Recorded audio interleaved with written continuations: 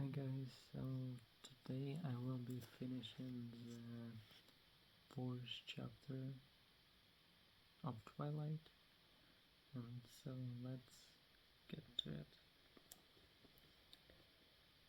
Gym was brutal.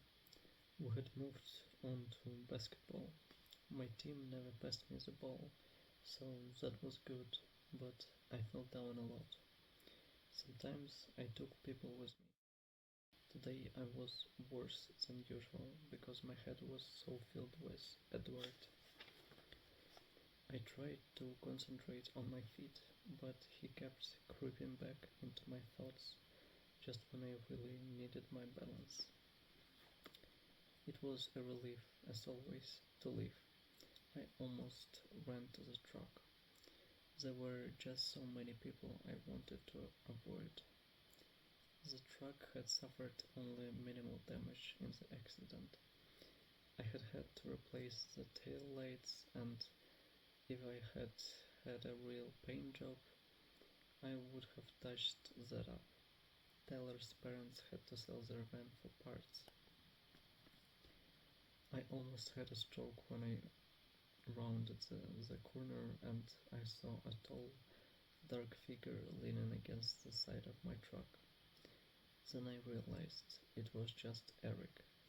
I started walking again. "Hey Eric," I called. "Hi Bella." "What's up?" I said as I was unlocking the door. I wasn't paying attention to the uncomfortable edge in his voice.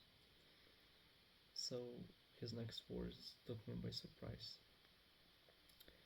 I was just wondering if you would go to the spring dance with me. His voice broke on the last word. "I thought it was girls' choice," I said, too startled to be diplomatic.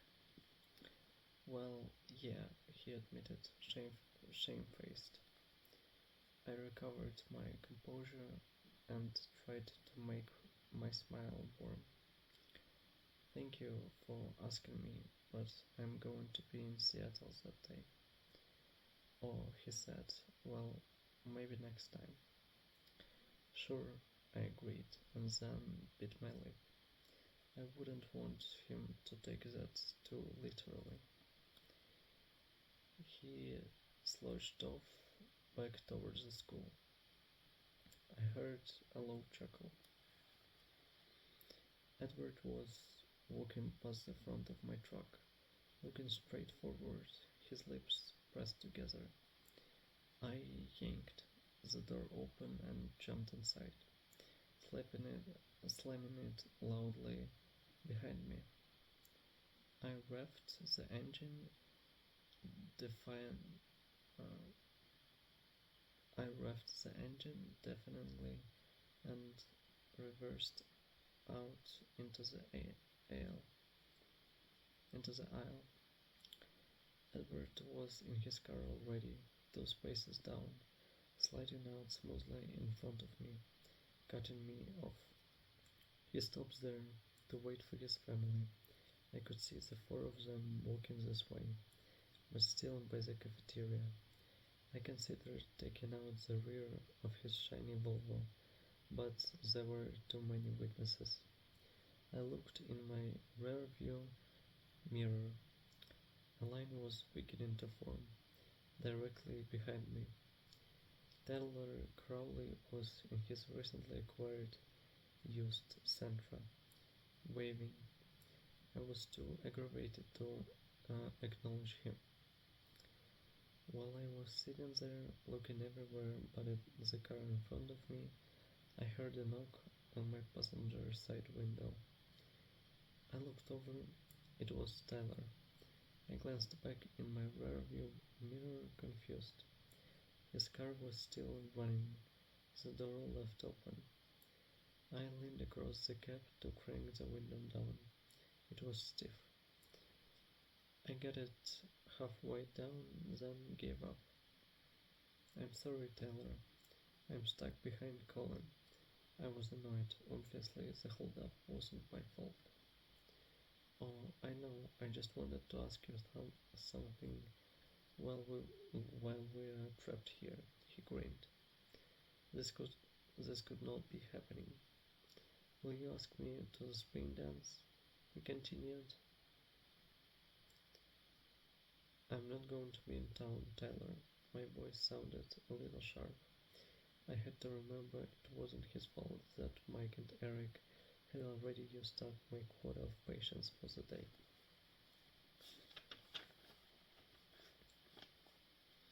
Yeah, Mike said that, he admitted. Then why? He shrugged. I was hoping you were just letting him down easy. Okay, it was completely his fault. Sorry, Taylor, I said, working to hide my irritation. I really am going out of town. That's cool. We still have prom. And before I could respond, he was walking back to his car. I could feel the shock on my face. I looked forward to see Alice, Rosalie, Emmett, and Jasper all sliding into the Volvo. In his rearview mirror, Edward's eyes were on me. He was unquestionably shaking with laughter, as if he had heard every word Taylor had said. My foot itched towards the gas pedal. One little bump wouldn't hurt any of them. Just that glossy silver paint job. I revved the engine, but they were all in, and Edward was speeding away. I drove home slowly, carefully, muttering to myself the whole way. When I got home, I decided to make chicken enchiladas for dinner. It was a long process, and it would keep me busy. While I was simmering the onions and chilies, the phone rang. I was almost afraid to answer it, but it might be Charlie or my mom. It was Jessica, and she was jubilant. Mike had caught her after school to accept her invitation. I celebrated with her briefly while I steered. She had to go. She wanted to call Angela and Lauren to tell them. I suggested with casual innocence that maybe Angela, the shy girl who had biology with me, could ask Eric, and Lauren, a standoffish girl who had always ignored me at the lunch table, could ask Tyler. I had heard he was still available. Jess thought that was a great idea. Now that she was sure of Mike, she actually sounded sincere when she said she wished I would go to the dance. I gave her my Seattle excuse. After I hung up, I tried to concentrate on dinner, dicing the chicken especially. I didn't want to take another trip to the emergency room. But my head was spinning, trying to analyze every word Edward had spoken today. But what did he mean? It was better if we weren't friends. My stomach twisted as I realized what he must have meant. He must see how absorbed I was by him. He must not want to lead me on. So we couldn't even be friends, because he wasn't interested in me at all. Of course he wasn't interested in me, I thought angrily, my eyes stinging at a late reaction to the onions. I wasn't interesting, and he was interesting, and brilliant, and mysterious, and perfect, and beautiful, and possibly able to lift full-sized bands with one hand. Well, that was fine. I could leave him alone. I would leave him alone. I would get through my self-imposed sentence here in purgatory, and then hopefully some school in the southwest, or possibly Hawaii, would offer me a scholarship. I focused my thoughts on sunny beaches and palm trees as I finished the enchiladas and put them in the oven. Charlie seemed suspicious when he came home and smelled the green peppers. I couldn't blame him. The closest edible Mexican food was probably in the southern California. But he was a cop, even if just a small town cop, so he was brave enough to take the first bite. He seemed to like it. It was fun to watch as he slowly began trusting me in the kitchen. "Dad?" I asked when he was almost done. "Yeah, Bella. Mm, I just wanted to let you know that I'm going to Seattle for the day, a week from Saturday, if that's okay." I didn't want to ask permission. It set a bad precedent, but I felt rude, so I tacked it on at the end. "Why?" He sounded surprised, as if he were unable to imagine something that Forks couldn't offer. "Well, I wanted to get few books. The library here is pretty limited, and maybe look at some clothes."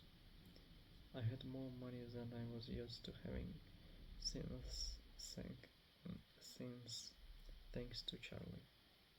I hadn't had to pay for a car. Not that the truck didn't cost me quite a bit in the gas department. "That truck probably doesn't get very good gas mileage," he said, echoing my thoughts. "I know. I will stop in Montesana and Olympia and Taroma if I have to." "Are you going all by yourself?" he asked, and I couldn't tell if he was suspicious I had a secret boyfriend or just worried about car trouble. "Yes, Seattle is a big city. You could get lost," he fretted. "Dad, Phoenix is 5 times the size of Seattle, and I can read a map. Don't worry about it." "Do you want me to come with you?" I tried to be crafty as I hid my horror. "That's alright, Dad. I will probably just be in dressing rooms all day. Very boring." "Oh, okay." The thought of sitting in women's clothing stores for any period of time immediately put him off. "Thanks," I smiled at him. "Will you be back in time for the dance?" Grrr. Only in a town this small would a father know when the high school dance were. "No, I don't dance, Dad." He, of all the people, should understand that. I didn't get my balance problems from my mother. He did understand. Oh, that's right, he realized. The next morning, when I pulled into the parking lot, I deliberately parked as far as possible from the silver Volvo. I didn't want to put myself in the path of too much temptation and end up owing him a new car.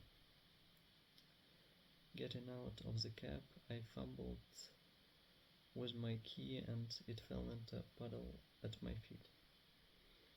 As I bent to get it, a white hand flashed out and grabbed it before I could. I jerked upright.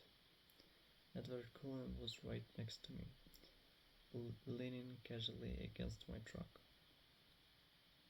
"How do you do that?" I asked in amazed irritation. "Do what?" He held my key out as he spoke. As I reached for it, he dropped it into my palm. "Appear out of thin air." Bella, it's not my fault if you are exceptionally unobservant. His voice was quiet as usual, velvet, muted. I scowled at his perfect face. His eyes were light again today, a deep golden honey color. Then I had to look down to resemble my now tangled thoughts. Why the traffic jam last night? I demanded, still looking away. I thought you were supposed to be pretending I don't exist, not irritating me to death. This was for Tyler's sake, not mine. I had to give him a chance. He snickered. You, I gasped. I couldn't think of a bad enough word.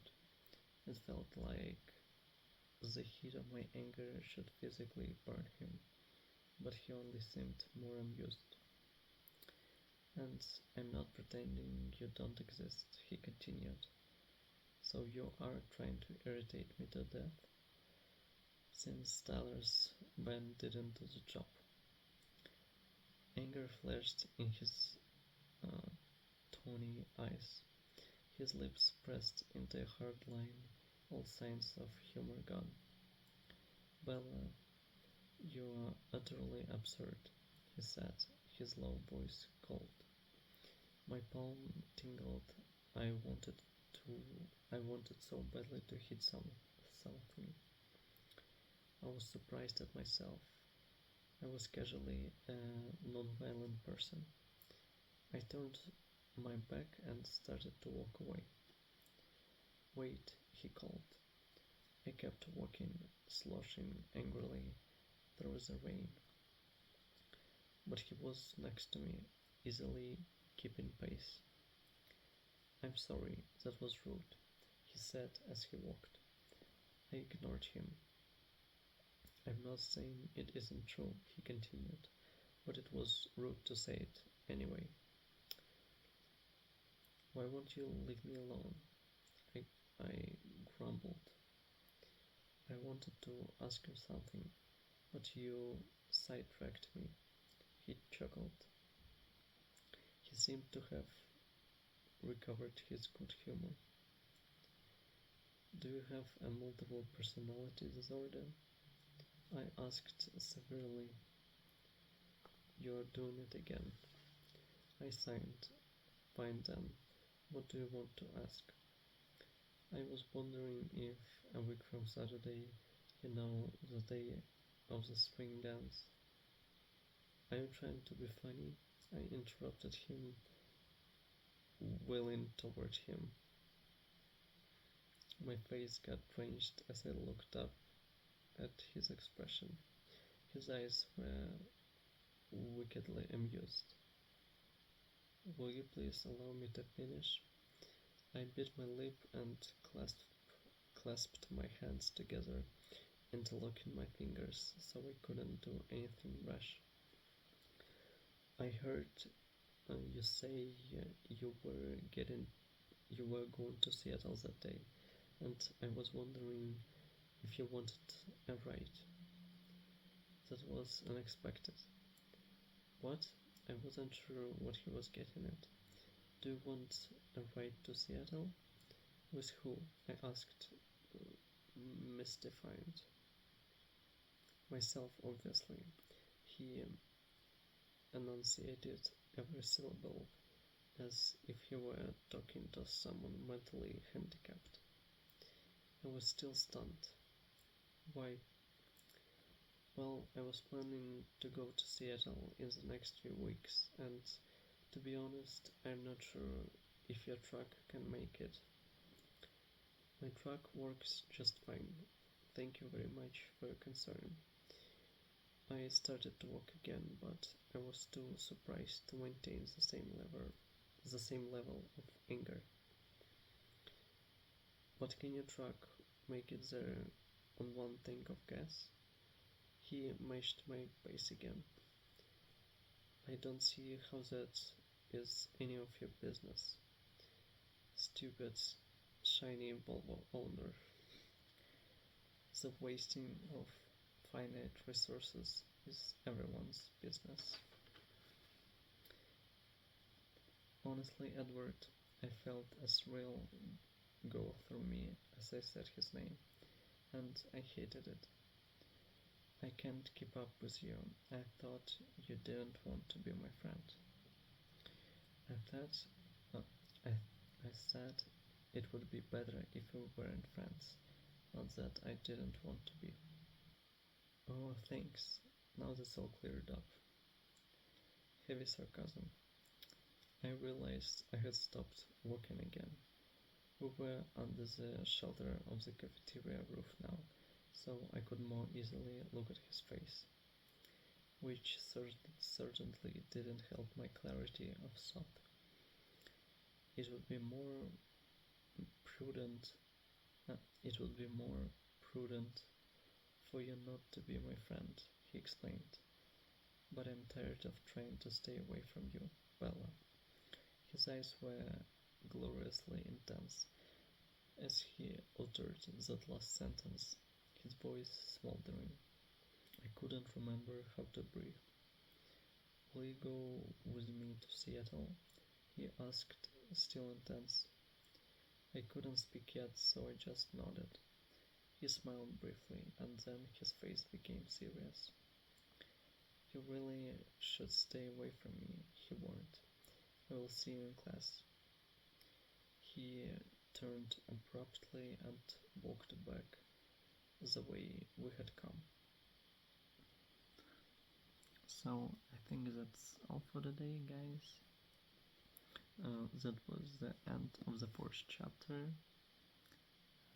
In my next video I will be starting the fifth one, and I hope that you all had a great time. If you're going to sleep, then have a good night, and if not, then have a great rest of your day. Bye bye.